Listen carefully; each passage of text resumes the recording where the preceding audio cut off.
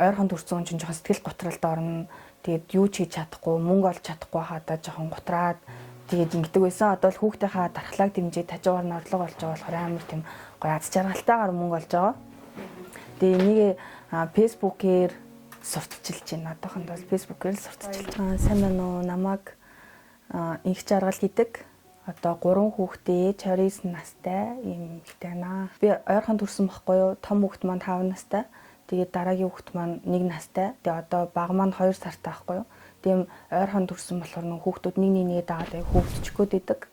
Тэгээд нөө бүгдэнд нь аягуулсан анхаарал тавьж чадахгүй жоохон дархлаа сулраад тэгээ 1 настай хүүхэд маань сая айгу хүнд өвдсөн. Тэгээ би болохоор тэр үед том гизтэй төрөх төгсөн байсан. Тэгээ хүүхдийнхаа дархлааг дэмжих зорилгоор яаж дархлааг нь дэмжих үү? Яаж энэ антибиотикны айгу нөө 1 сарын эмнэлэг твтээд антибиотик хэрэглэсэн байхгүй юу? Тэгээ энэ антибиотикныхаа юуг яаж гадагшлуулах уу, хорийг яаж гадагшлуулах уу, хүүхдээ яаж дархлааг нь дэмжих вэ гэд сайн судалж агаад тэгээд ийм давснууд аваад тэгээд өөрөө хэрэглэж нүг шар тос мостой гэл янз бүрийн тийм тохирох тийм орцуудыг судалж агаад зөндөг судалж шинжилж агаад ингээд хүүхдээ оруулаад гэсэн байхгүй. Тэгээ оруулаад гэсэн чинь манай хүүхдийн дархлаа нь гайгүй сайн дэмжигдээд тэгээ одоо бол нөө өөрөө бүр ингээд юм давсаа хөгжүүлээд яг өөрийнхөө хүүхдэд ээжийн сэтгэлээр хийдэг шигэ ингээд өөр хүүхдүүдэд жижигхэн мааманууд юм хөлний дүрлэг, байны давс, байны бөмбөлөг тэгээд юм гой өнөртэй лаанууд, бааны хөөс, бааны сүү гэх зэрэг бүтээгдэхүүнүүдийг хийж сураад би нөгөө Casey Kendall гээд энэ лаа бөмбөлөг давс хийдэг тийм сургалтанд суусан байхгүй онлайн сургалт. Тэр бүр 8800 төгрөгөөр сураал тэгэл одоо өөрийнхөө гэр байрныхаа түрээсийг, машиныхаа лизингийг ингээд бүгдийг биш ч гэсэндээ айгүйх тийм нэмэр болдог болсон өөрийнхөө орлогонд. Нөө ойрхон төрсөн чинь жоохон сэтгэл готролд орно. Тэгээд юу ч хийж чадахгүй, мөнгө олж чадахгүй хадаа жоохон готраад тэгээд ингэдэг байсан. Одоо л хүүхдийнхаа дархлааг дэмжиж хажуугаар нь орлого олж байгаа болохоор амар тийм гоё аз жаргалтайгаар мөнгө олж байгаа. Тэгээд энийг Facebook-ээр сурталчилж байна. Одоохондоо Facebook-ээр л сурталчилж. Манай том хүүхэд одоо 5 настай цэцэрлэгт явдаг. Тэгээд дараагийн маань хүүхэд болохоор 1 настай. Тэгээд гэртээ 2 сартай дүүтэйгээ. Тэгээд ингээ гэртээ бид 3 өнжөөл. Тэгэл нэг хүүхдийнхаа унтлагын өрөөгийн жижиг өрөөгөө ингээ ажлын өрөө болгоод шийдсэн. Том өрөөндөө ормоор оруулж тавиал. Тэгэл бич байна. Хүүхдүүдийнхаа өдрийн унтлагаар энэ нүунийг юм уугаад энэ нүунийг гадна талын шошго мошгоо янзалж багалж сав баглаа бодлогоо хийгээд тэгээ орой шүн унтчихт нь шүнөөр л ажил. Шүннийг хүүхдүүдээ 9 өнгөрөөгөл давсанд оруулж чаар хүүхдүүд угаас эрт унтчихдаг байхгүй юу? 8 өнгөрөөгөл хүүхдүүд маань унтаад өгнө. Тэгэл яг 9 цагаас эхлээл өрөөндөө суугаад нэг шүн 2-3 цаг хүртэл хийгээл нэг их бас олон цагаар сууж өөрийнхөө ядраахгүйгээр би ээжигээ 3 жилийн өмнө алдсан байхгүй юу?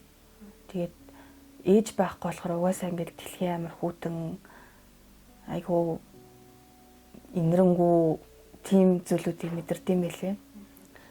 Гэтэ би манай ээж шиг яг миний төрсөн ээж шиг бүх юм нь яг ээж шиг маань надад ханддаг. Тийм хадам ээжтэй. Хадам ээж гэж хэлэхэд ч хатуудмаар тийм сайхан ээжтэй байхгүй юу. Тэгээд тэргээрээ би бас айгу баян байгаа шүү гэж боддгийн. Хүргэлт хийхэд хаяа жоохон бэрхшээл тулгарна. Хаяад болохоор ээжигээ хадам ээжигээ амардаг өдөр хүүхдүүдэд харуулцдаг байхгүй юу. Тэр өдөр бол стандар амар азтай л өдөр байна гэсэн. Тэгээ ажилдаа өдөр нь хүүхэд харж өгөх хүн байхгүй учраас 3 хүүхдээ гуруулангийн аваад гарах болно. Тэгээд ойрхон үргэлт ах юм бол нөгөө 5 настай хүүхдээ нөгөө утас барьж байгаад ингээд харуулад видео кол хийгээд тэг явчихдаг байхгүй. 1 сартай хүүхдээ авч яваад 5 настайгаа 1 нас ой гарантайгаа нэг ойрхон нөгөө байр дотор үргэлт ах юм бол тэгээд нөлгий хүүхдэд тэрвэггүйгээд явчихдаг. За тэгээд машиндаа үргэлтэнд гарах юм бол 3 хүүхдээ гуруулангийн аваад эхлээл нөгөө сар гарантайгаа авч гадаа гаргаж машиндаа суулгаал. Тэгэнгүүтээ орж ирж 2 ой гарантайгаа 5 настайгаа хөтөлж авч гараал. Тэгээд өлгөр домог шиг сунжралдаад явж өгнөө бид идчих.